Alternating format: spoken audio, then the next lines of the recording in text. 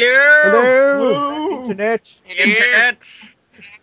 And welcome to the Rope Break Podcast. I am your host, Chris, otherwise known as Riddler, the man who tries to put logic in the world which has none. I'm Nathan, and I've got you, Zoo! I'm Rob. Hi. And hi. And hi. I'm Rob, and I'm Southern. You make any jokes about my cousin, I will fucking shoot you. This gun that I have here. I know that Rob's cousin and the word fucking usually make it into a sentence, but it's not the same one. And we also have one more man if you'd like to. Excuse me, I have to go over here and shoot Nathan for a second. Well, we also have one more man if you'd like to introduce yourself to the internet, please. I'm Jacob, and derp, whatever. So a new thing I'd like you to... can quote that on my gravestone, by the way. Okay, derp, whatever. Yahoo. And, so, new way we're going to start the show. It's still going to be, we come up with a topic and we talk about it. We were going to do the Monday Night Wars originally, but guys were like, we need to find out more about the Monday Night Wars, so... Because not everyone here knows that much about the Monday Night Wars, so... we decided a new topic, and we will go into that in a bit. But, the way I want to start off each show now is just looking at dirt sheets here. We're going to talk about, I guess, rumors or news. There's not much here to talk about. First thing is that a very, a man who, I never really thought would ever write a book in his life, because really, who's wanna write a book? Oh, yeah, like he wrote it. Come on. Yeah, that's a good point. Well, the autobiography, Wrestling with the Devil, the true story of a world champion professional wrestler, his reign, ruin, and redemption. Something tells me he didn't have an editor. Yeah, if you guys didn't know, if you didn't come across this story and you didn't know, if you were the guys listening to this and you had no idea, and I gave you 3 guesses, what would your 3 guesses be about who wrote this? Ric Flair. Ultimate Warrior. Hmm? Ultimate Warrior Redemption? What? He thinks he's redeemed. Terry Yeah, Funk. he does. He thinks he's redeemed. And I might say Hulk Hogan, actually. Yeah. He's got that much. Turns out Lex Luger wrote this. Yep. No, he didn't write it. Well, we don't know. Well, we don't know that. I have no idea. Is it called a biography or an autobiography? It's called an autobiography. Autobiography means someone else wrote it. No, it means you. Oh, I see what you're saying.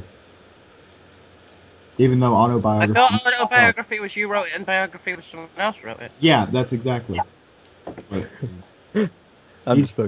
He's fucking with us. Okay. I was going to say, I thought it was the other way around. Okay. He could have had a ghostwriter, though. Like I said, I don't think he had an editor. So I just want us to wonder, what topics do you think Lex Luger covers in his book? Being a complete dick to everyone in the locker room except Sting. And trying to justify it. Word with everyone except Sting, whoever worked with Lex Luger. I think it's like my friend's book that actually sold quite well on the Kindle App Store, which was called 100 Pages of Nothing, and it was literally 100 pages of nothing.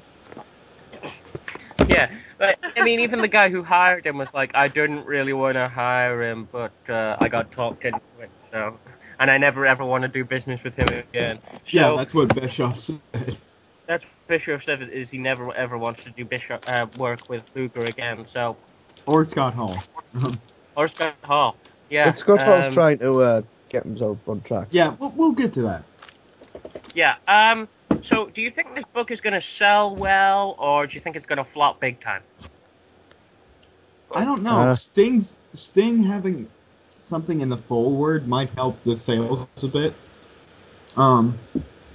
I think I think that this is actually going to be the thing that tears the laws of physics apart, because it will sink lower than gravity will allow it to. I mean, as far as I know, Lex Luger is still a jackass in the eyes of many. I don't know where the redemption part comes in, because I could see that being the story of, like, say, that could be like Shawn Michaels' autobiography. Like, I was a jackass to everyone. I found God. I lost my smile. I found God, and I came back and made it up to everyone. I can understand that being like a Shawn Michaels book. Or like, even Sting, at that matter. Or even a Sting book. But as far as I know, Lex Luger has done nothing. I could honestly imagine Alex Riley's being that more than his. Yeah, maybe Lex Luger's found God as well, or maybe he's done something to redeem himself. Maybe he's just done something to redeem. He's under here. I found him. Maybe he's done something to redeem himself that not many people know of. I don't know. Maybe he's a nice guy now, but people, when people get an impression of someone, it kind of sticks around. So maybe he is. All I know is he was a jackass following the Chris Benoit incident, so. Yeah, he was. So, well, maybe he's redeemed, I don't know. God knows I ain't buying the book. Are you guys going to buy the book? I don't have any money to buy that book. That's very expensive toilet paper right there. Yeah. It's not very good either. It'd probably give you paper cuts. Yeah, I ain't used now. And to be honest, I wouldn't let Lex Luger anywhere near my ass. In other news, DDP is the new Jesus. When I say the words Scott Hall, what first comes to your mind? Alcohol. Lots and lots of alcohol. Yeah. Yeah, alcohol. Well, DDP is motherfucking Jesus, okay? Because he helped Jake Roberts out of his slum. Helping. Yeah. He's still helping. Which, by the way, if you guys if anyone like listening, ever has the people listening to us, ever have the chance, you should go listen to Jake the Snake's interview on the art of wrestling. I highly recommend it as well. I also recommend that if you have the money, and you want to get in shape, I'm just gonna plug DDP here because dude's fucking awesome. Yeah, DDP go out and buy the DVD buy the DVD in the mat. I think it's only like $30-something away. Out now on Amazon.com. Yeah. For those that don't know, I hope that if we mention Amazon.com enough, they'll actually stop sponsoring us.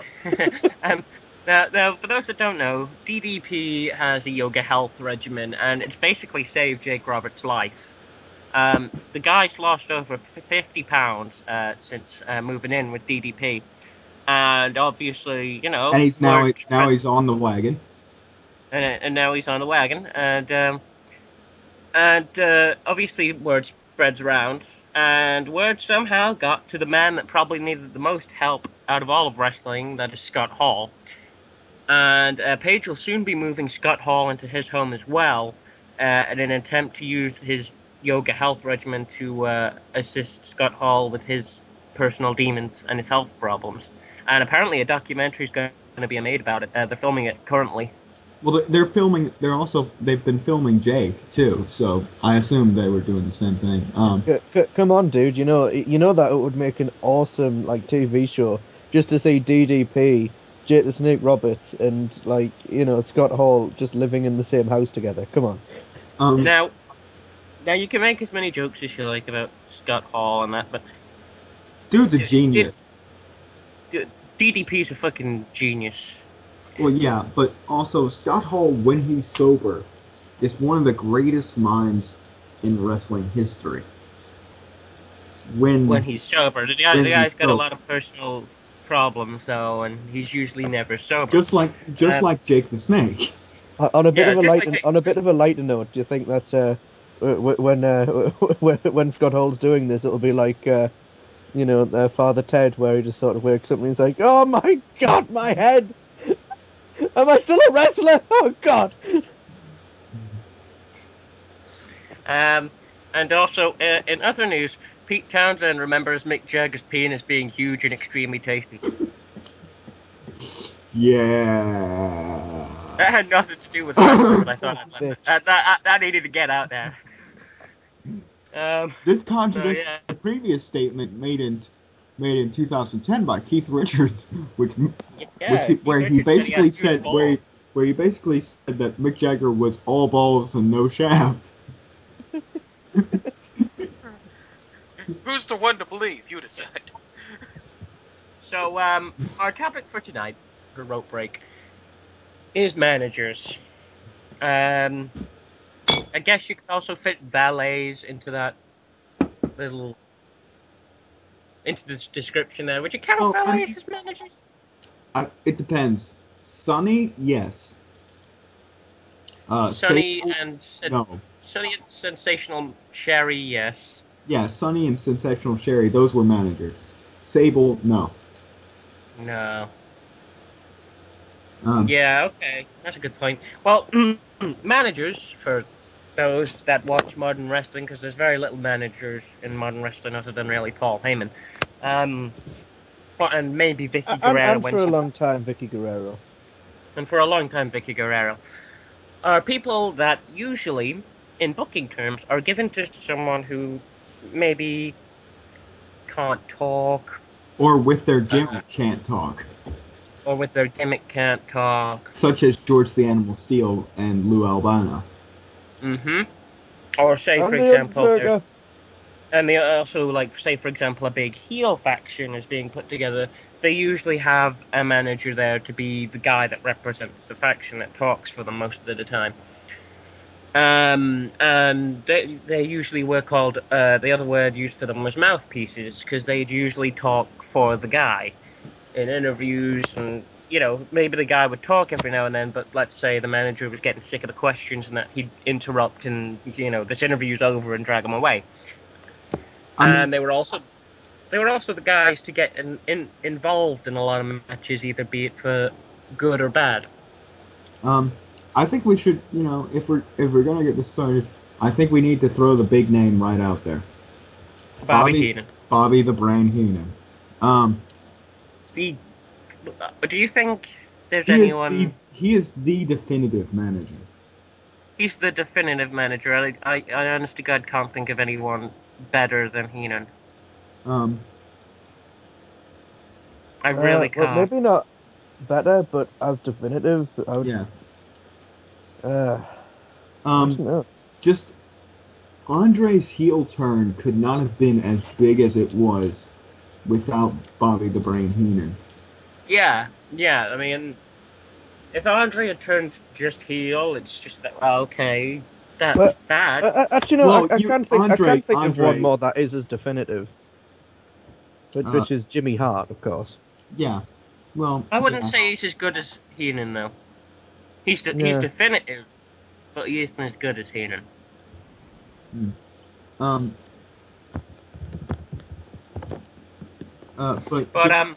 Yeah, Andre's heel turn would have been good, but the fact that he was friends with Hogan, who was the biggest face, he was champion, they were best friends, and then he turns to Hogan's mortal enemy, who's been trying to constantly bring him down with his mega powers, which is Bobby Heenan. Everyone immediately turned against him. It wasn't like a slow heel turn. When he walked out with Bobby Heenan on, was it Piper's Pit or was it the barbershop? It was Piper's Pit. It was Piper's Pit when that happened, and Hogan's like, "What are you doing with him?" Yeah, and honestly, Andre could talk. He could talk. Not in his later years. It got very hard for him. Yeah, but his like, honestly, on a small side note, no one has made I don't think I've ever seen anyone make a effective promo with just the words "Now I'm mad" as well as Andre did. He's like, "Now I'm angry." Oh shit. And so everybody run. Anyways, so but Andre just standing there and being silent while Bobby the Brain Heenan does all the talking was really definitive in that moment. Where he just looked at the fact that he let Bobby the Brain Heenan do all the talking for him and he didn't say a word was much more discomforting for Hogan as a character in that moment than had Andre been the one to turn on him. Yeah. And I think also the fact that Bobby Heenan did all the speaking and Andre just kind of stood there, it kind of gave Andre like this kind of whole menacing thing about them. He just stood there with his arms folded and this evil look on his face. And Bobby Heenan was saying basically everything for him. Uh, uh, Bobby Heenan's managed some of the greatest superstars. He almost managed a governor. Almost. But that ended before he could. One of the greatest commentators as well, but that's a different topic. Yeah. Bobby the Brain Heenan was a very definitive good manager, and I guess we're going to go on good managers for a while. We'll go on good managers for a while. Well, actually, I want to bring up another one that probably, I guess, not many people are going to bring up. At least he's not as remembered for his managing nowadays. Jim Cornette. Good manager, good mouthpiece. he was a good manager and a good mouthpiece, yeah. I know he's not very well regarded in many circles nowadays. Now the problem with Jim Cornette is he was an excellent heel because people hated his guts. I think he's always been a heel as far as I can remember. I've never remembered Cornette as a face. Yeah. I've never remembered him as a face. By the way, Ali and Nathan, whenever you want to join in.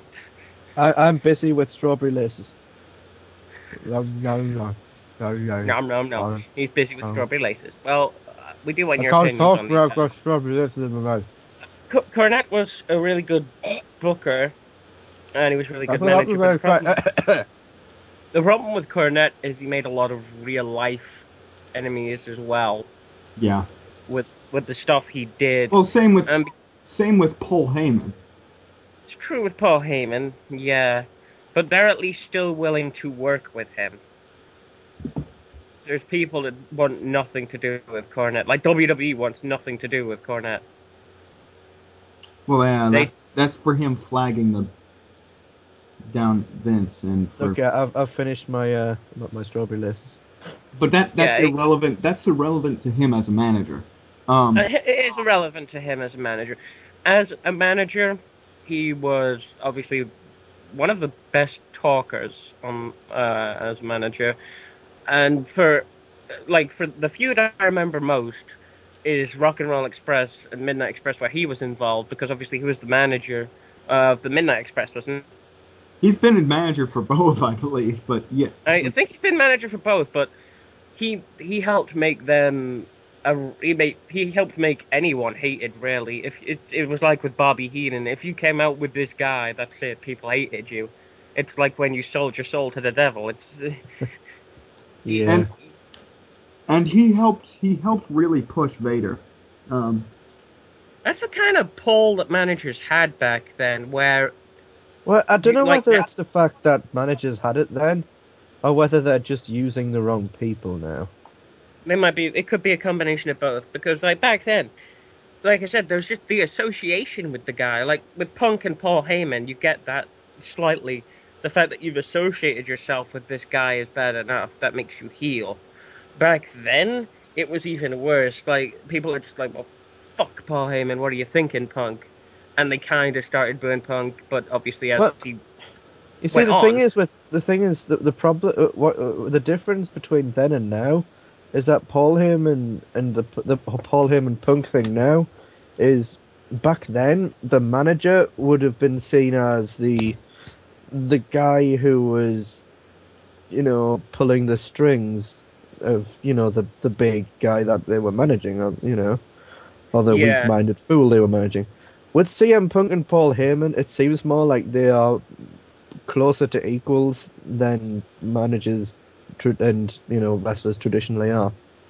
Yeah, which is fine. Which is fine, but if you want to go to a more traditional Paul Heyman,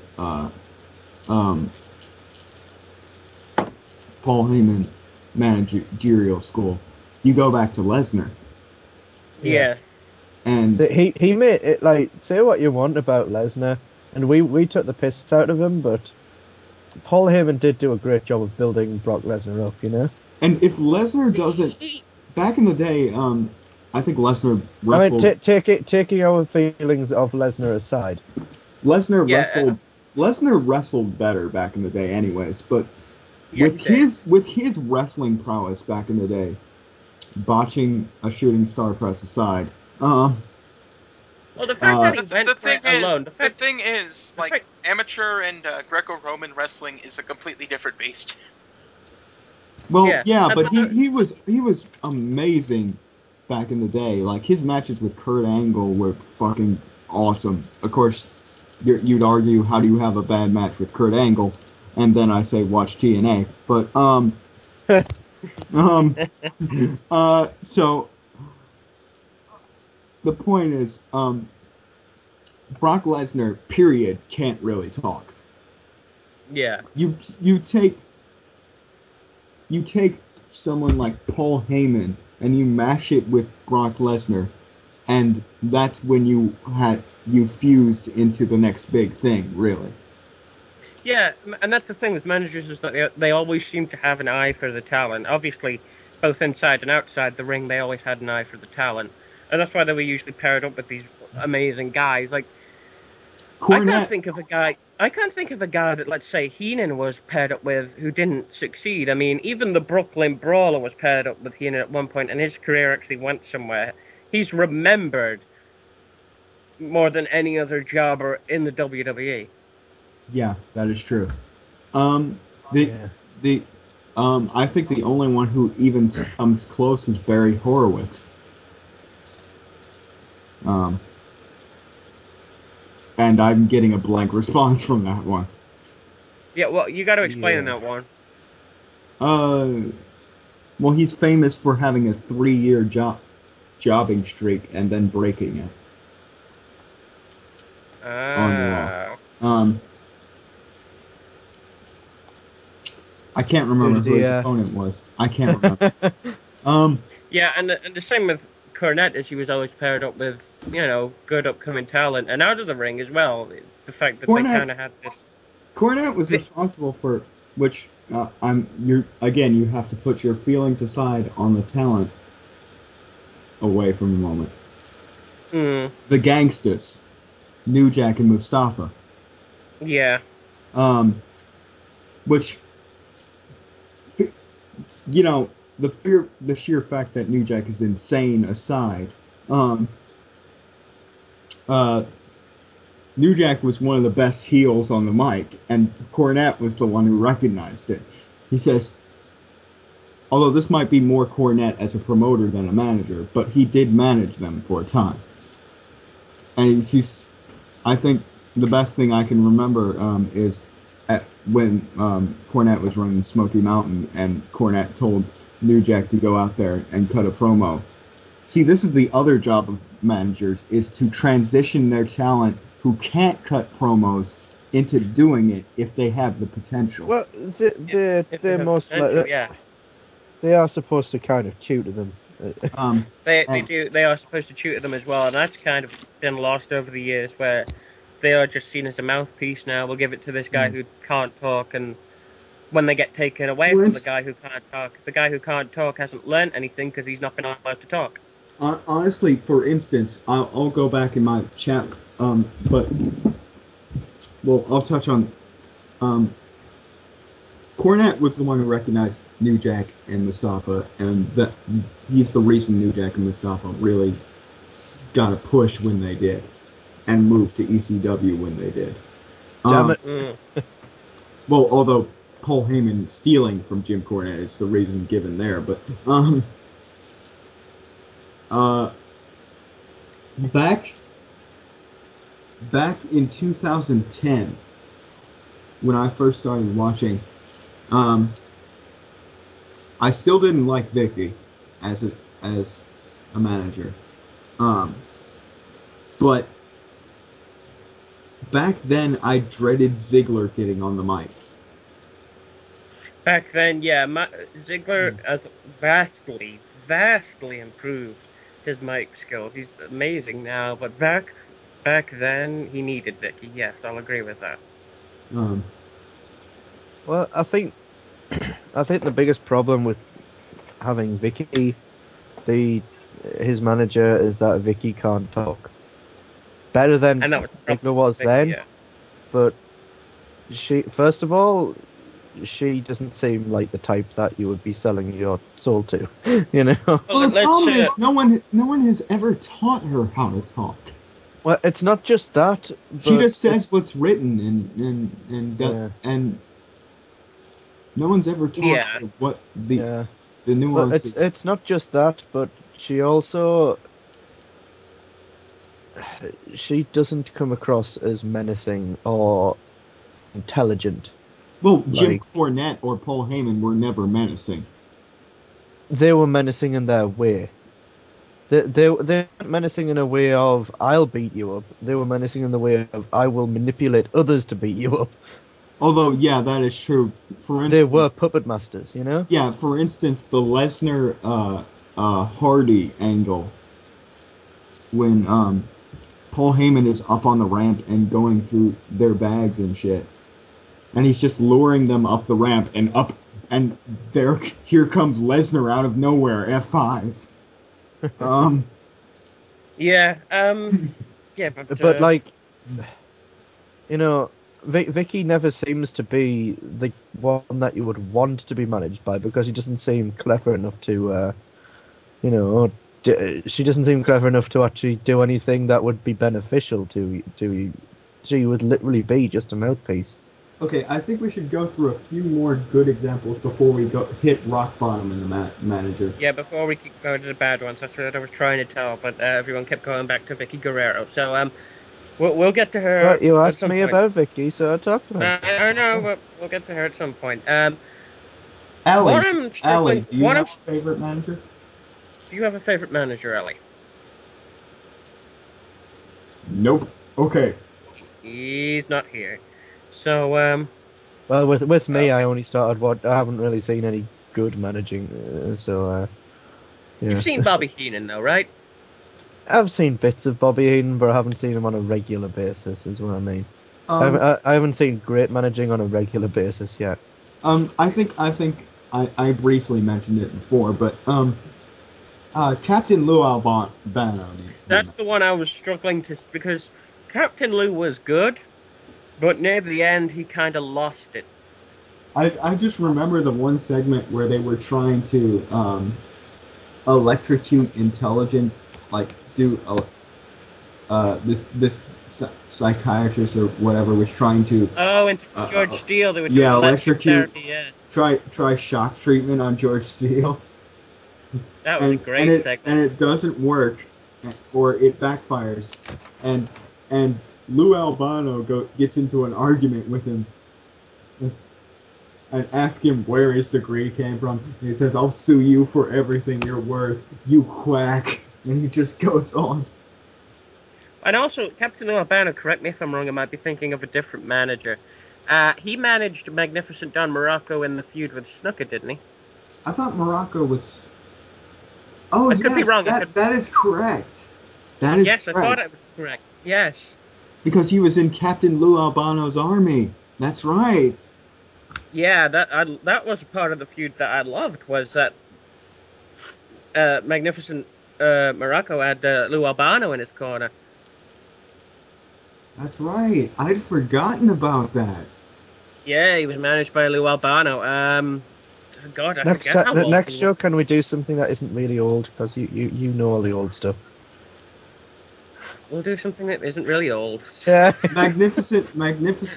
Next up on the podcast, Terry Funk and Rick. Damn it! But Magnificent Morocco is another example of a guy who really didn't need a manager. It just pushed him. It pushed him, yeah. That's I can agree with that. There's the art of having a manager when the storyline calls for it. Oh, and I can't believe we haven't brought him up yet. On the WCW side of things and the NWA side of things, J.J. Dillon. Yeah. The manager of one of the greatest factions ever, probably the greatest faction ever, the Four Horsemen. the mastermind behind the Hall faction. The guy who arranged everything for them. And Thinking who else on WCW side I can think of other than J.J. Dillon. I think it has to be mentioned. Bischoff. Bischoff makes a really great character, but once you get him in control of your company, Yeah, that's the he's big problem. he's a good TV character, but you don't want him on the booking side. Yeah, that's the big problem. But yeah, when Bischoff was just like, for instance, well, this is more when he was. well, I don't know how much of it is his character or not, but he's a smarmy prick you want to punch in the face. Some of that's character and some of that's real life. Some of that's real and some of that's character. Yeah. I think he over exaggerated his own personality to the point of. Well, there's wrestlers that also acted as managers as well. There was the $1 Million Man, Ted DiBiase. He managed the NWO at first. Really? In WCW. I don't remember that. And there was when The Undertaker first came out, he was managing The Undertaker. Yeah, he was on Undertaker was on. He managed the Undertaker, and then there was that whole thing with The Undertaker and Paul Bearer and of course, Ted DiBiase. And of course, the Ringmaster. And the Ringmaster. I think Ted DiBiase was a manager of the NWO at one point. I don't know whether it was early NWO or whether it was more towards the Millionaires Club. I know at some point he managed the NWO. Might have been more towards the Millionaires Club. Might have been more towards the Millionaires Club. Thinking what other wrestlers had stints as managers and were good at it, because Sensational Sherry, I've got to say, is probably the best women's manager I've seen.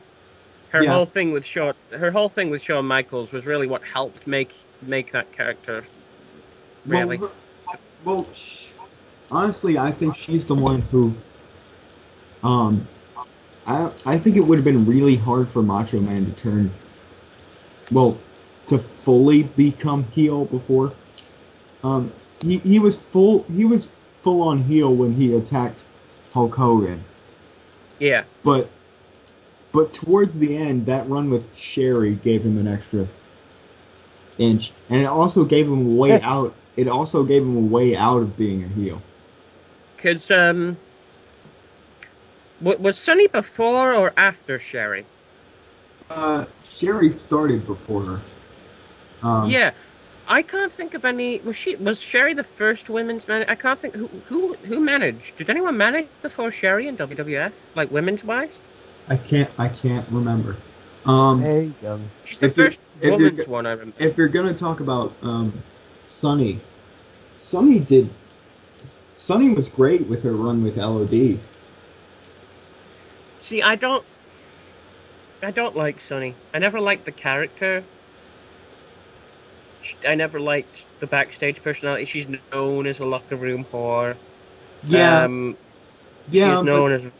She's known as locker room whore, and she was the beginnings of what we now see in the Divas division. Really, she was the beginning of that. She's known as the original diva. But she also gave way to Trish Stratus and Lita, so. She did also give way to Trish Stratus. I'll give her credit for that. But she did kind of. Well, I wouldn't say that was Sunny's fault, though. Yeah, I don't. She kind of laid down the design for the cement to be paved, basically. Well, she played a character. WWE decided, let's make everything that. Yeah. She didn't pave the way, she designed it. There we go. But her run with LOD was pretty great. And I guess we're running low on the good manager side, unless someone. Well, what I put in the middle between, I'd never say good nor bad. He's a case of you want to like him or you want to hate him, and he's always annoying as fuck, and that's Jimmy Hart. Yeah. Jimmy Hart is you either hate his guts or you love the shit out of him. That's that. There's really no in between about that. What is everyone's opinion? Who knows of Jimmy Hart? Because Me personally, his voice is annoying as hell. I could never see him as a I mouth. think he worked for Never what see they him. wanted him to do. For what his gimmick was and what they wanted him to do, it worked. But as a mouthpiece, I couldn't listen to Jimmy Hart. Well, I Jimmy think, Hart. I think given the right segment, he could be great. Wait, little Jimmy? Exactly. Because everyone remembers Jimmy Hart talks with a really high-pitched voice. oh God, brother love. Oh, well, now that we mention it, we've got to go into it. Oh, the Undertaker! Paul Bearer is probably another one I place in the middle of neither good or bad. He's I kind love of his whole shtick. I'd say that both of them were comedy characters, so. I love yeah, Paul kind of Bearer. fit into their own Paul Bearer's thing. whole Okay, go ahead. Yeah, go ahead. But yeah, they're neither really good nor bad. They kind of fit into their own little circle. His whole shtick, It's called the Circle of OK. what he tried to do in every promo was overham it to the point where he forced Undertaker to stop, to break character and start laughing. That was fucking funny. That was his whole thing. Yeah, he tried to make Undertaker corpse quite a few times. Oh, Undertaker! Ooh. and I always remember the silly little what they called like uncovered footage where it was him. He sat down with Jerry Lawler and he told him about the time that basically he and like Kane's mom got it on. I packed the shit out of her. Oh, yeah, we were there together in the funeral home. We were there in the funeral home, and we were getting it on like there was no tomorrow. Oh yes. Oh yes. Myself inside of her. And Are there any that you can think? Are there any other that kind of fit into that circle of okay for you? I can't really say I liked Bearer that much. I could tolerate him. I didn't hate him. And the same with Jimmy Hart. I just found his voice annoying. Let's see. I know I'm missing up here.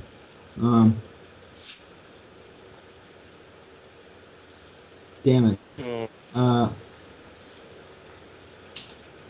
Captain Lou Albano for me, although I considered him good later on, he kind of fits into that circle of okay because he kind of lost it as the years went on. This is okay to piss poor. Gangrel. Gangrel was a manager? Yeah. The Brood. For Edge and Christian. The Brood. Brood. Yeah, the Brood. I don't remember anything about. I remember that he was with Edge and Christian, and it was the Brood, and they had the awesome little entrance. And that's pretty much all I remember about the Brood. Well, this is pretty much leading into the bad because the reason why Edge got his first chance on the mic, and the reason why they decided to go with Edge, is because Gangrel got on the mic and he sucked. He sucked He froze so much. I've listened to it, and he is. You know, when you had a kid, like when you were at school, and like there was a kid in class, like in English, that didn't want to read out the book, but was told they had to read out the book. That's what he sounded like. Wherefore art thou, Romeo? No, they don't even talk like that. It's wherefore art thou, Romeo? When can you say the kind of, I call it the disappearance of the manager? Because there's a certain point you're like managers, suddenly no managers. I think probably when WCW folded. I think it might have actually been kind of around when wrestlers, they needed to start talking for themselves. They needed to have a full package before they. How many managers were there in the Attitude Era? Not that many. There you go. Not that. Because in the Attitude Era, it was all about the wrestlers themselves having personality. And if you couldn't talk, then it's okay. Then it's okay. We'll just have someone else come out there and rip the shit out of you. Exactly. I mean, they had managers, but it wasn't as prominent back as it was in the old days. I mean, I just remember Stone Cold coming out with a sleeping bag during Lance Storm's match. Just like, what the fuck, dude? Lance Storm was great though. He was told to be boring, and he did that very well. He's good at being boring. Did Regal manage anybody? Well, I have a question. I know. Go ahead. I'll let you go. No, go ahead. Go ahead. I have a question for you then. Do the girlfriends count as managers? Occasionally. I mean, Occasionally. so right now, would you say that AJ counted as Yes. manager? Would Would you say Lita counted as the Hardys manager? Lita works. I think it's a different kind of manager. It's more of a not so much as the central mouthpiece, so much, but as a someone who coincides She was with them. She was kind of part of that team. She was part of the team. Like Edge and Lita were the power couple. Yeah. Um, Well, what about this one then? Alberto Del Rio and Ricardo Rodriguez. Ricardo Rodriguez is a manager to Yeah. me. Yes. Yeah, Ricardo Rodriguez is a manager, and a good manager as well, actually. Yeah. yeah. I will. I'll talk on my full feelings about Alberto Del Rio again on a different podcast.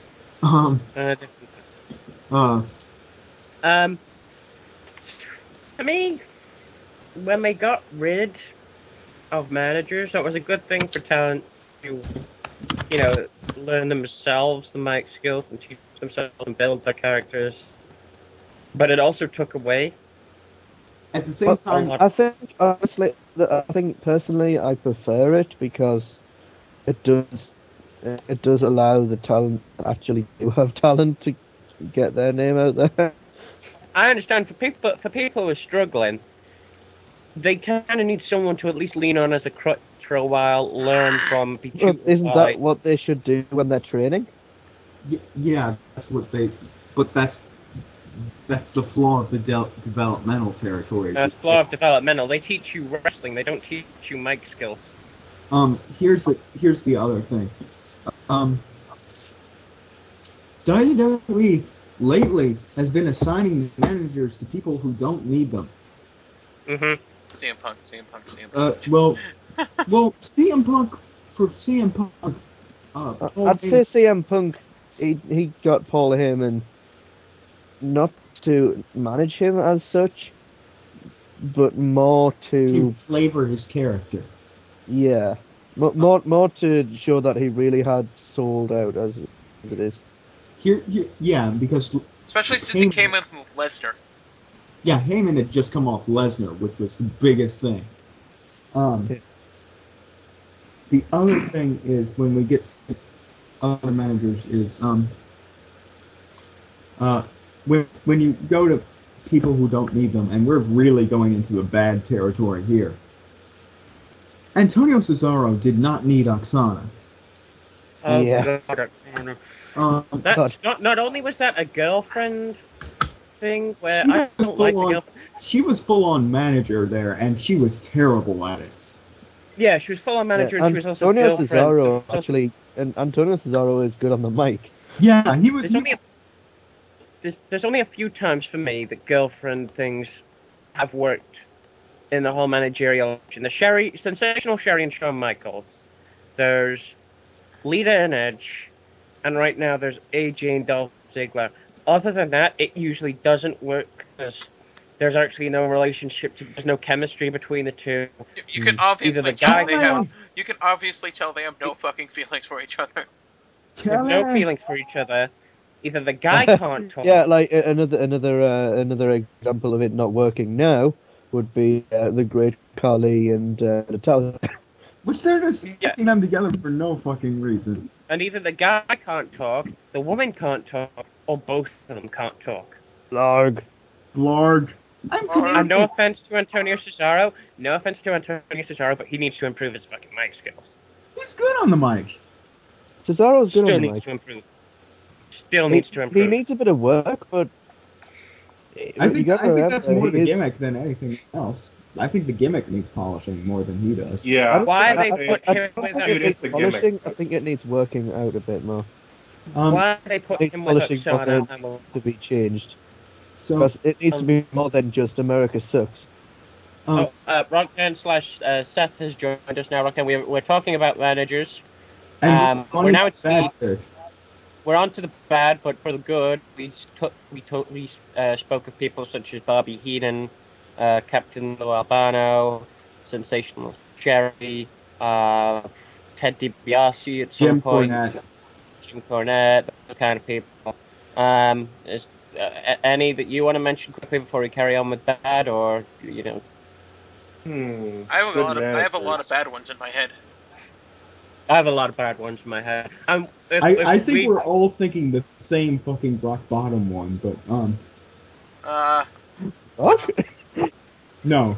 No, He didn't mention anybody. I have a certain one in Oh, you mind. said rock bottom. I have a certain one I in mind. think I I remember. think I know who you're thinking of, and I'm going to say the name right now, and you could all probably say yes, that's the worst one we were thinking, or no, I've got a worse one in my head. AW. Yep. Nope. Yeah. You've got I have you've got a bad worse one ones, now. but Well, maybe not before- that bad. Before we get to you, Ali, I think we just need Before we get to yours, Ali, we've got to talk about AW. Well, first of all, he was given to a team that didn't need him. Given to a Yeah, team that didn't, exactly. they had enough charisma, and enough They were- popularity already. They were popular. They were fun. Millions of dollars. Millions of dollars. Yeah, they that was awesome. People loved that from the start. And they thought for some reason it was a good idea to give the guy with one of the most annoying voices I've ever heard, who can't really talk, Who had Alive. a failing It's talk alive. show on ECW. Oh God, Alive. that fucking thing. That The talk show on ECW talk ECW. show was one of the worst things they ever did. Gregory Ham. and they thought it was a good idea to give this manager, who can't really talk, with one of the most annoying voices I've ever heard, a live headset.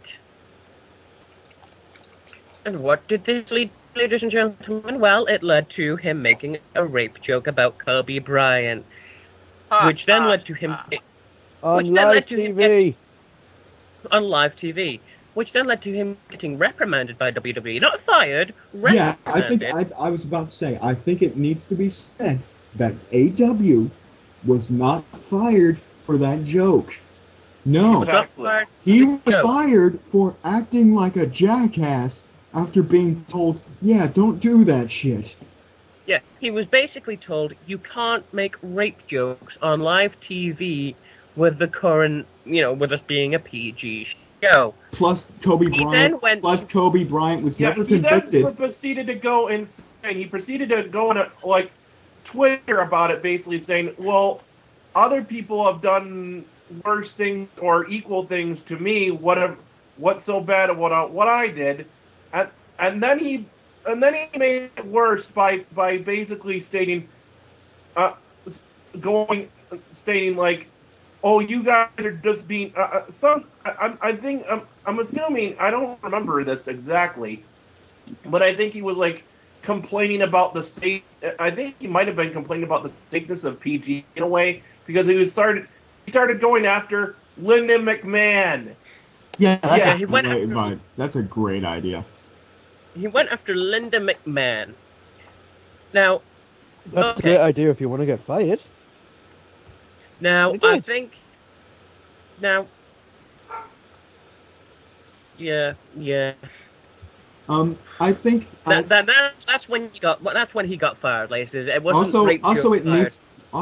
needs to be said that Hi, dog. Oh, hi, Doug. The WWE, WWE, if they had not taken those actions, could have been sued by Kobe Bryant for defamation of character It could have been sued by Kobe Bryant. because he was never convicted of rape. Never convicted of rape, no. And Even though also, it's one of those things where basically, Well, it's his one of those reaction- things where you don't know whether he did or didn't, but You it's don't know whether he still did you or not, don't but- say that. in terms of the justice system, Rockton, he's not been convicted of it, so he's considered innocent. So with a comment like the one AW made, whether true or not, that's defamation of character according to the law. With the Innocent until passing that proven he got. guilty, man. Innocent until proven guilty, and because he was not proven guilty, that's defamation of character according to American law. well, there are certain people out there that, in Especially essence, how- have with kind how of been big Kobe found, Bryant's in ego a way, is. have been. I mean, let's be honest. Ben Roethlisberger raped a woman. Let's not lie here. But he was not convicted for it. He was not considered guilty of that. So if I went out on live TV and started bad-mouthing Ben Roethlisberger and calling him a rapist on live TV, I could get done for defamation of Well, character. better yet, let's not use Ben Roethlisberger because you can't prove that. Better yet, O.J. Simpson O.J. Simpson, definitely one of the biggest murdered fucking court him. cases. Definitely murdered a Probably woman him. and then He wrote- released a book about it. He released a book saying how he'd have done it. But according to the court, he never did it because of the glove. So, as long as the court remains that he was innocent, Which if he we- can't go back to trial for it because that's double jeopardy. that's double jeopardy. So if anyone went out on live TV and badmouthed him and called him a murderer or whatever, that's Which many defamation people of character. Which many Many people people have. have. He doesn't have the money to sue them. Okay, But he I doesn't think have we're the money to getting sue a bit them. off topic now. But yeah, that's defamation of character, Rocktown, whether innocent or guilty. If they're proven innocent, it's defamation. End of discussion. Well, I was gonna say that there are certain people that at least in the court of public opinion have been found guilty. No, yeah, that's Yeah. fine. no public is opinion death. don't mean shit in jail. Don't mean shit in jail. Don't mean shit in court. I get. Yeah, he could make an. Here's the other thing about the Kobe Bryant joke. No, let's end the discussion right back I in just here. want to say quickly, if you're going to make a joke, make it relevant. Yeah. That joke was several years out of date. I mean, Yeah. that's like me going out and making a Bill Clinton joke right now. It's what? That's like me going Yeah. out and making a a joke Tony about Blair Gandhi, joke. you know. You know, here's another thing about AW No, that. that's enough. No, I'm not going to go into the right thing. Here's a problem in general with AW that I had. Is Okay. honestly when he started out, I was like, oh god, It was like they brought bringing this him guy back. But then all he did was simple, basic stuff. He promoted his guys, and it was like, you know, this isn't that bad. It's all right. He's mostly doing his job. But then they proceeded to give him a live mic, which he would a little headset mic that he would come out, so everyone could hear him during the entire match. And there's a reason why Jimmy Hart had his little megaphone, and Jimmy Hart wouldn't scream the entire match. And He there was would a lot of occasionally- wasn't he there would spots occa- where people would try and take it away? Yeah, that's the whole point. Is he would occasionally annoy the shit out of people, and then people would come and try and take it away from him. It's like, shut That's the fuck up! And then he's like, give me back my megaphone, you asshole. That's the joke. Yeah. The one gave him time a live Apple mic, came so- out with the microphones was the worst thing ever, and they just kept doing that. In a way, that was both Yeah, I parties. think the problem is back then, stuff like guys like Jimmy Hart and that, They could manage to be annoying and funny. Recently, WWE seems to just be getting the annoying part. Yeah, Yeah, exactly. just the annoying part. But I see faults on both parties' sides there, more AW than WWE. But I always bring up the point, well, you're the company that decided to give this guy a live mic, so there you go. Your own fucking fault. Here's the. Okay. So we've discussed AW. We've briefly gone over Vicky Guerrero. Do we have anybody else? I have other guys. Yes. I have a great. I want to know who Ali's was. I want to know who Ali's was. Yes, Ali said he had a worse one than AW. Mama Benjamin. Mama Benjamin. Oh God! Oh, God. Mama Benjamin. Mama Benjamin. Oh my God! I can't believe I forgot. I had blocked that from my memory. It's man. It was so Fuck you fucking for horrible. bringing it up. God. She comes to like drag him out of matches and stuff. Oh. It's amazing. Oh. That's amazingly bad. It's fucking What about terrible. Hornswoggle? Hornswoggle never really managed anybody. Finley. Yeah. I have I thought guys. Finley was kind of a manager of him. Okay, he is one, right? Wasn't there King like Booker T wasn't there like a scene and where it turns out Mama and- Benjamin was a dude or something? Because I, Queen Charlotte, or was that just me? That might have been in your nightmares. remember I Queen had Charlotte? Queen Sharmell. Yeah, Yeah, when Booker T was in his Queen Charlotte. Booker. Tell me you didn't Yeah, just say that. I mean, we can't say much about these characters because there's nothing much to say other than they fucking sucked. Yep, that's like one of the other ones where I say you can't say anything more than, oh God, that sucked. Which was Robbie E. and Cookie. Cookie. TNA manager. Oh, goody. Oh, I've got a WCW one. I've got a WCW one. Buff Bagwell's mother. Oh, God. Judy Bagwell. Judy Bag. Bagwell. It ended in a Judy Bagwell on a forklift match. They wanted to do a Judy Bagwell on a pole match, but the whole gimmick was that she was too fat for a pole, so Canyon put her on a fucking forklift. Okay, would you count David Flair as Crowbar's manager? No, Daphne was both of their managers. Okay. I Which gotta Daphne say, said. She managed to make them at least look slightly tolerable. She made them look tolerable, but Then they she got in the ring. get a lot. Crowbar wasn't Oh, bad. also in the terms of, I have to go back to good managers for a quick second, and have to shout out some good indie managers. Colt Cabana. Colt Cabana's good at everything. Stop. You don't even need to mention Colt Cabana. It's just, hey guys, here's a good guy, Colt Cabana. Oh no shit. Yeah. Delirious. Yeah. I'm sorry, I'm quickly drawing blank. There are guys that really should have had managers, though. I don't know if you guys had mentioned this guy yet, but I had a good manager I wanted to mention. Mr. Fuji. Oh! Oh, Mr. yes. Fuji. The manager of Oh, Yokozuna. So, what do you guys think that Sakamoto was the best manager ever? Yes! I wouldn't call him a manager. I really wouldn't. Just an No, Asian he guy that wasn't. follows him You would around. call him a prop. That's the joke. Remember that one time he took off Here's Lord something Tensai's hat? Oh, End of rhyme.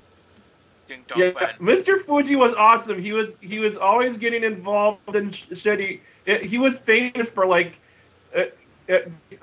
poking whoever he was whoever he was supporting. He would poke the other guy with his cane and fuck them all over. And obviously, there's the famous salt to the eye. Yeah, salt to Yep. the eyes was what I was saying. I'm just thinking of Yeah, more yeah. bad guys. I count CZW Hornswoggle as was a manager salt to the now. I call Hornswoggle more of a manager now. Oh god, Melina. the complete destruction of John Morrison's career. Believe that. The only manager I know to destroy a man's career. So I Did think we should talk about. Actually, I think we should talk about guys that need managers. Yeah, guys that need Or that should managers. have managers. Well, we haven't gone through the complete list of shit yet. I don't want to. I don't want to stay on this pile of shit. Jinder Mahal. He's disappointed. Wait. In that sense, though, you could say, what was he called? You know, there was Davari. Yeah. Davari. Davari was better than Mahal. He was better than Mahal, yeah. I don't think Davari was a bad manager, really. Yeah, Davari was okay. He did what he was supposed to do. He was shout And it random might not Arabic help shit. It might not have Yeah. helped that the Mahal isn't actually Indian, you know. Dun, dun, dun. I know there's only Although one guy. it doesn't help. It does. I will say one thing. It doesn't help Mahal that he was trying to manage Kali. Yeah. Lord. How about that one guy that followed Kali around? Kalali. More bad managers. I really can't I think don't of any. remember his name. It was just some guy that followed Kali around. Was it Oh, Jinder that Mahal? guy. That guy. Rajan Singh, yeah. Thing, yeah. So not interesting.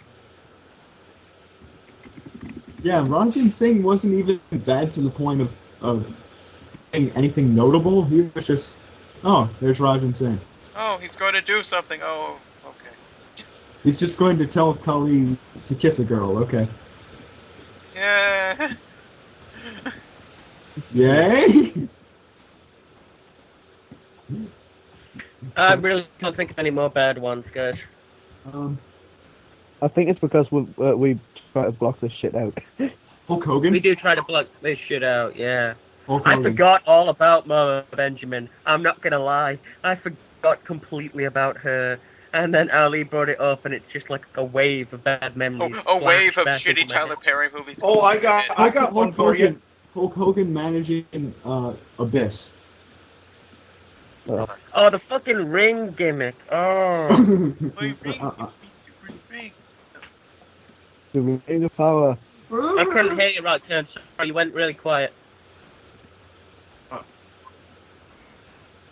Well, I had one, but I'm not sure if it counted. Well, go Oh, on. go ahead. This is just about managers in general. Orlando Jordan, As a manager for who? JBL. He was a lackey. He wasn't a manager. So Yeah, would you it's say more of that? Well, he was JBL's Did- chief of staff, though. Would you say that Didn't Orlando Jordan have a bunch of people he made out with during his entrance while he shot lotion on himself? Yes. We did But, need to remember that. So my quick question. Does ODB count as Eric Young's manager? I think so. More like his tag team partner. So yeah. It's more like the way Edge and Lita was, I guess. Well, they're That's actual the tag team partners. first and last ever comparison from Edge and Lita to. OGB. The first and last comparison. So yeah. ODB. Except They were both nothing very- alike in story or character. It's just that's the way they kind of are with the whole manager situation. Yeah. Apart from one thing he did, there was a guy that I can think of worse counts as a bad manager. Armando Estrada. Armando Estrada. Alejandro. I can't even remember that guy. Armando Alejandro Estrada. Yeah, he would always announce himself by going, Armando Alejandro Estrada. He had the sunglasses and everything. Looked like such a douche. Yeah, I'm out of bad ones, guys, because I've just blocked them out of my memory, and I'd like to think that I'll be able to block Mama Benjamin out of my memory once more. I told you I had a bad one, dude. I told you. Oh, God. Harvey Whippleman. Harvey Whipple? Harvey Whip- Yep. Who was Mr. he Whippleman, managing? we're running out of Charmin. He managed Sid Justice, Kamala, Oh god. Giant Gonzalez. Oh With the, god. Oh, that dude, oh, God, the guy who managed Giant Gonzalez. with that one Mexican that comes out with Hunico count as a manager? Son of Camacho. Mang? You mean. You mean the son of Mang? Yes. The Samoan pretending to be the Mexican. Maybe. Son of Meg. Son of Bang. What about Meng's hair and Meg? Mang and no one else because he didn't need one. Because he was just Oh. no sell. Okay, I'm out of bad ones, guys. If we can't think of any more What, bad ones, what, I what, say. what about actually? What about the British invasion? Because they kind of managed Rob Terry. Didn't work, but they managed him. That's faction, though, not really. Well, yeah, but at the same time, he was a new talent. Should we just pin on another subject he to this couldn't one really instead talk. of going Yes. Yeah, I'd like to move on from this. So, who do we think needs a manager? Crimson. We're Crimson getting needs to go developmental and just do work.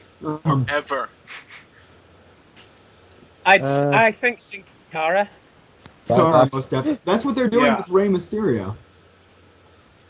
The Ryback. They're not really. He's I was not gonna really say his the right manager, back though. actually. No, that's because Rey Mysterio isn't good at cutting promos. The Ryback Ryback just seems like he's a thing, but not really has a motivation or anything. It's just like, I'm a person. I mean, I kind of dug the whole philosophical bullshit with revenge is a confession of pain. It's like, huh. Interesting. Where are you going with that? I'm not. Hey, punk. Oh, you're not going anywhere with that. Okay. I think if Tyson Kidd went heel and he had a manager by his side, that'd work. I think that would work. But Tyson Kidd has really worked on his promo chops. So Yeah, but I think in order to push him harder, you need like a manager. In order to get him pushed, Yeah. first he needs a manager. yeah, I suppose. You can't just immediately, just because the guy's improved his promo chops and he's a good wrestler. We all know that, and we think he should be higher up on the card, but it's WWE. Take note, Clash of Superstars. Alex Riley needs a manager. He's okay in the ring. He's okay in the ring. Well, He needs they a tried. manager. Miz was Oh, trying I to guess I guess yeah. We have to bring up the Miz as a manager for Alex Riley. Although, would you call the lackey boss relationship really anything close? Well, that's like saying Big Boss Man Vince McMahon was manager. And True. But didn't Well, Vince these McMahon manage some people? Yeah, he did. Umaga. Umaga. Umaga. Drew McIntyre. That didn't work out well. That didn't work at all. I don't look at all. Yeah. Anybody who was. I tell you who else needs a manager. Zack Ryder needs a manager. Yeah. Tensai needs a manager. Like an actual manager. An actual manager. Not a Sacramento. Ted DiBiase, Yeah. Ted He could use DiBiase, it. yes. Yes. Yoshitatsu. Yes. I don't know. I think Yoshitatsu right now, all he really needs is to be pushed more as a high flyer and maybe teamed up with someone. I don't think he needs a manager. Oh, and just going back a bit, Yoshitatsu needs a tag team more than a. and just going back Yeah. a bit, because I don't know how many people obviously watching the Indies and that, but just to go back to a good manager, and I feel sorry we didn't bring him up because he's dead, is Larry Sweeney. Brodus Clay. I could imagine, actually, right now, I could see Big Show with a manager. I don't know why. Big Show doesn't need a manager, really. He's okay on the mic. He's good on the mic, but he's the type that would still have a manager. It's just like this is a big motherfucker, and he'll beat you up. I will. Well, I think Sheamus. I think guess- Sheamus needs a manager. Okay, here's another manager that we didn't bring up that I guess here's two that we didn't talk about. And how would you rate these? Johnny Ace, John Laurinaitis. I'm telling, he's like a bag of really plain potato chips. He's just Yeah. kind of there. It depends on what you what you decide to do. What I don't know. Yeah, It's like he's in the range of okay. I loved it when he started to be ridiculous and coming out on his segment. Yeah, that was fucking awesome. We've got this list. We've got this list of all these guys that need managers. The problem is, who are you going to get to manage them? Well, also, Teddy Long was an okay manager back then. Player. When he went into Rodney Mack and Mark Henry, and that one black Teddy lady. Long, apart. I mean, he is in a way he From Thuggin' and Buggin' Enterprises. in a way he kind of became Brad Maddox's manager, sort of. To be honest, honestly, I think that instead of being on commentary, Jerry Lawler would be a much better manager, like a heel Honestly, I manager. think Yeah, that would be think awesome. I think kooky Ric Flair might actually make a decent manager. Yes.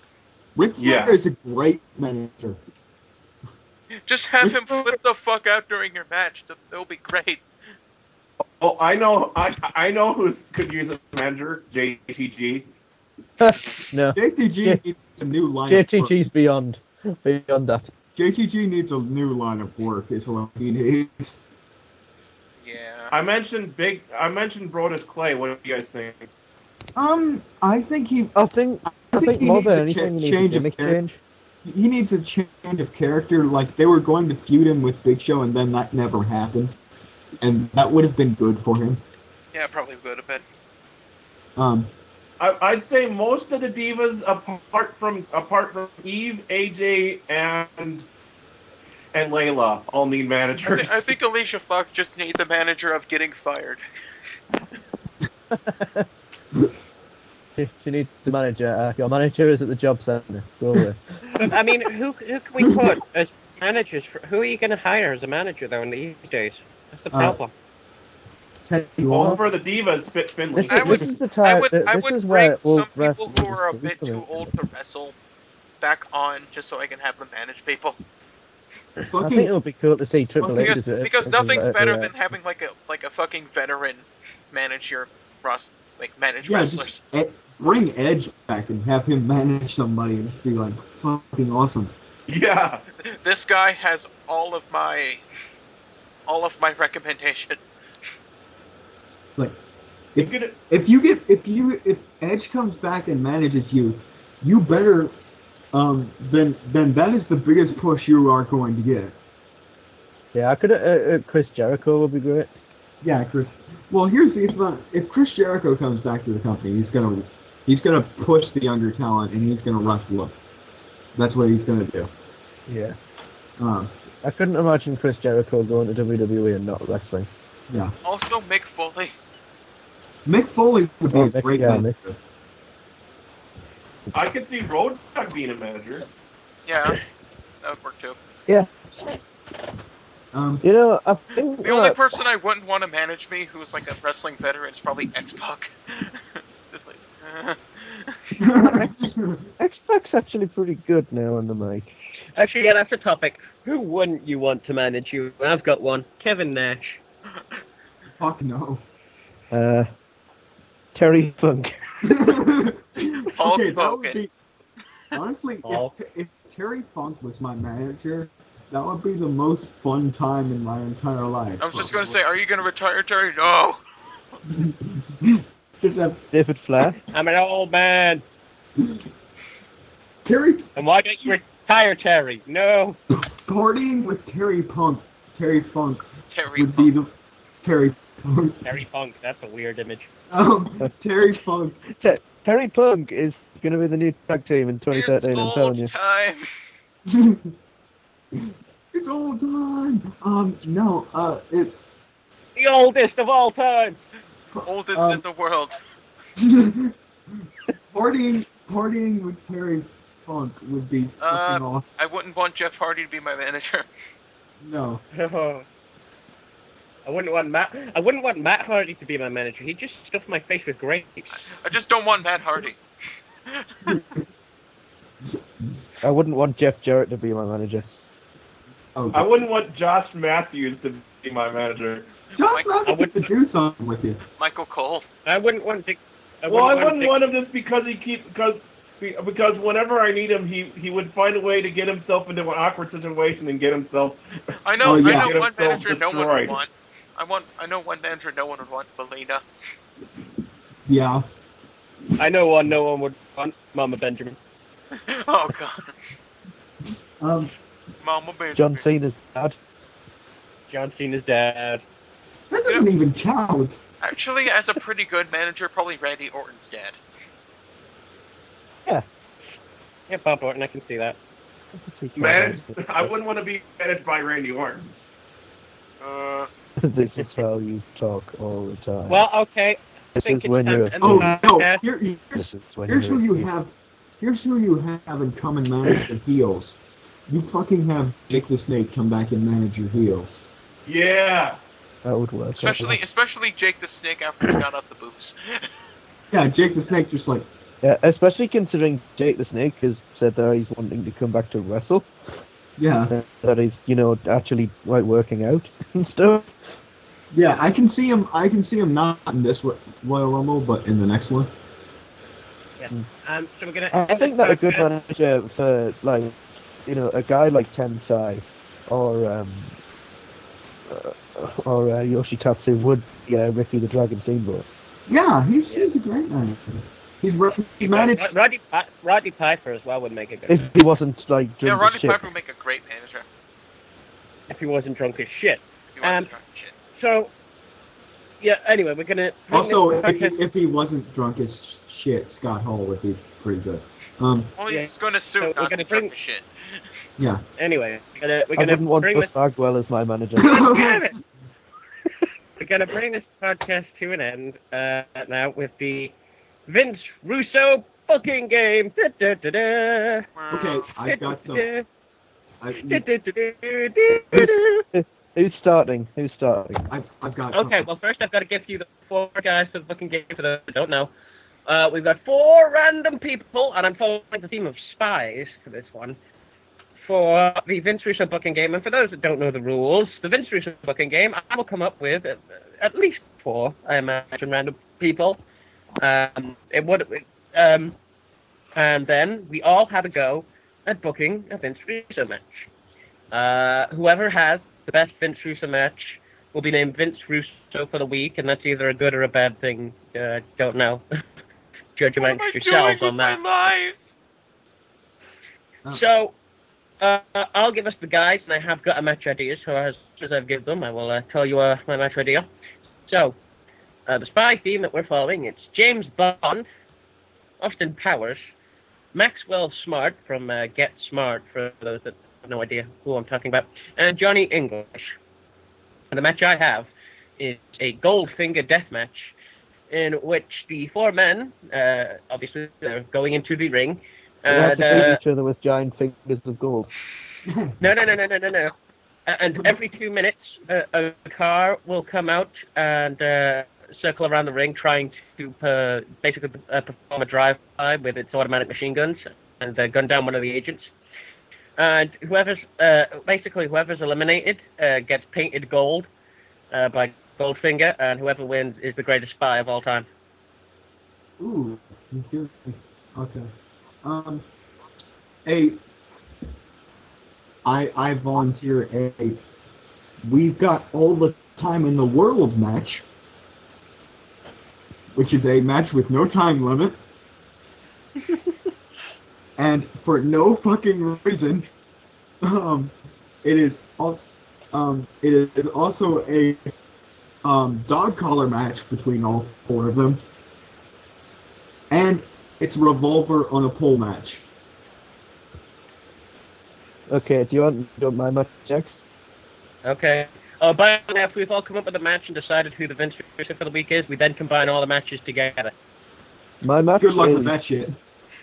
My match is a grassy knoll death match. Oh, God. Instead of a ring, there's a grassy knoll, right? And instead of ring ropes, And you it shoot is JFK to win. electrified. It is electrified barbed wire. Each one of the wrestlers that enters the ring starts with a shovel.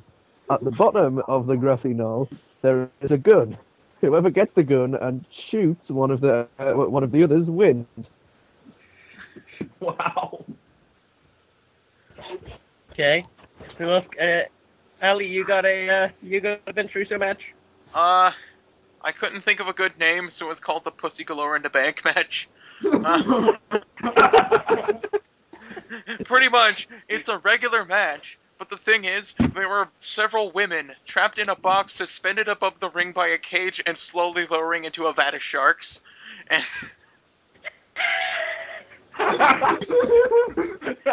and the way you win is you have to get them out of the cage and not being horrifically eaten by sharks, and the title is Pussy.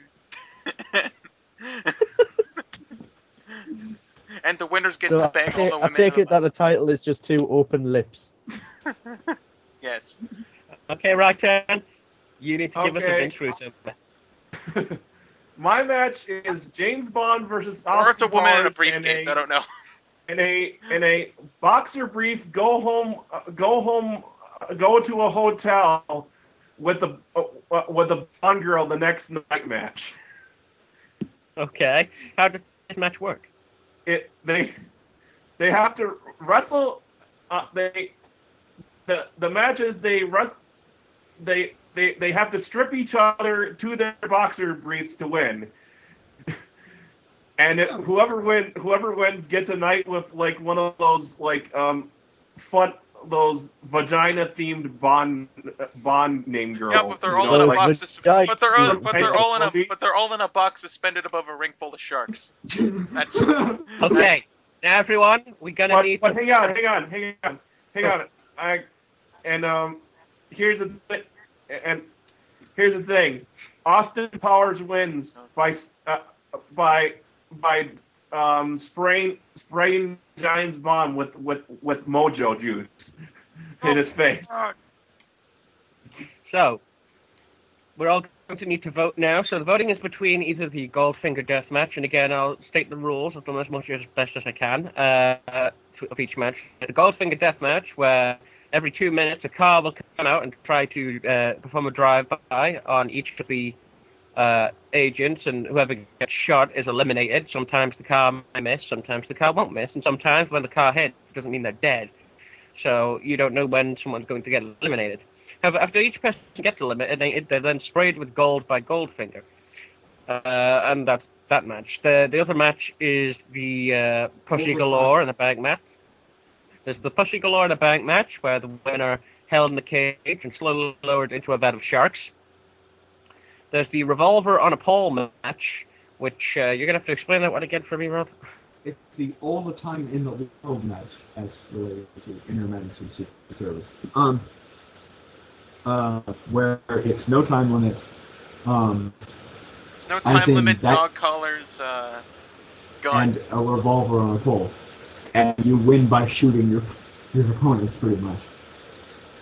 And then there's the Grassy Knoll match, where there's grass, instead of a ring, it's a grassy knoll, instead of ropes, it's electrified barbed wire, and they have to dig to get a gun, and they have to shoot someone down in order to win. Yeah. So, we've now all got to vote for And which we think... Roxanne's one. Don't forget Roxanne's one.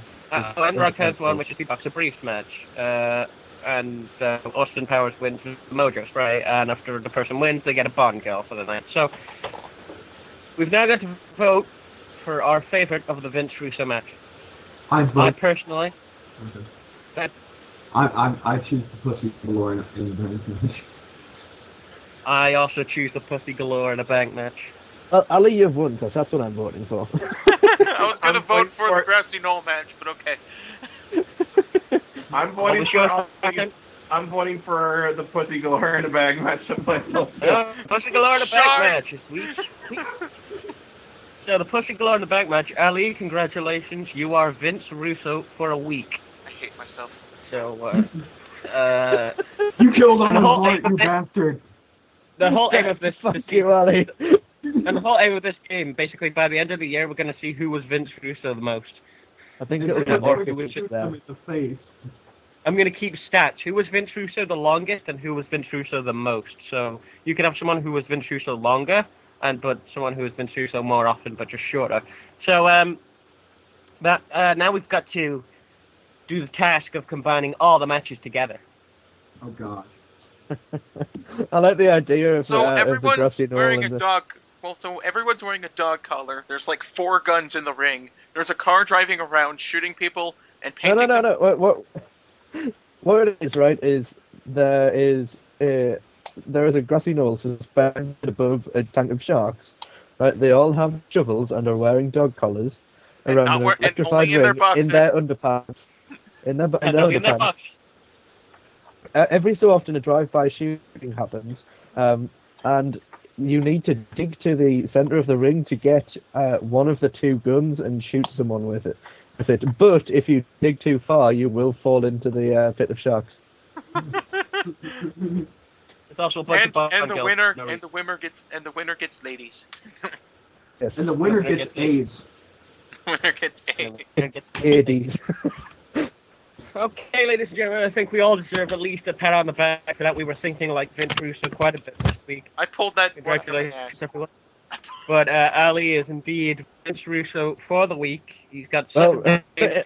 Ali, in that case, you really are Vince Russo. You got 7 days to enjoy yourself as being Vince Russo. And next week, guys, I'm going to end it although here. we didn't do the Monday Night Wars, I'm going to stay on the topic of Mondays. However, it's not going to be the Monday Night Wars. It's not going to be Monday Nitro. It's going to be the history and up to the modern day of Monday Night Raw. You said it was going to be a modern thing, not all old stuff. God damn Yeah, it. you know Raw. It started in '93. Raw's been on as long as I've been alive. Ah, what do you guys want, you friggin'? The history Yeah, of come on, what do you TNA. History of History of TNA. It was starting out. Fuck that shit. Talk shit. about Monday It's Night Raw. shit. No. We could discuss topics, other topics we want to do. You know, Fine. We don't know what we're going to do next week. We're going to discuss it. We could also do the Everyone history of enjoy. champions. Do that. So everyone enjoy yourselves. This is Chris saying goodbye. Goodbye, Internet. Goodbye, Internet. This is Nathan. Internet. This is Rob saying, "Suck my dick, Internet." It's delicious. It's How delicious. delicious, can't you? I've started a fad here. God. It's huge and delicious. Or it's the other one. All balls. All balls and no shaft. This is Rob saying Got it. Rocktan is all balls and no shit. No. Good night, everybody. Yeah, but.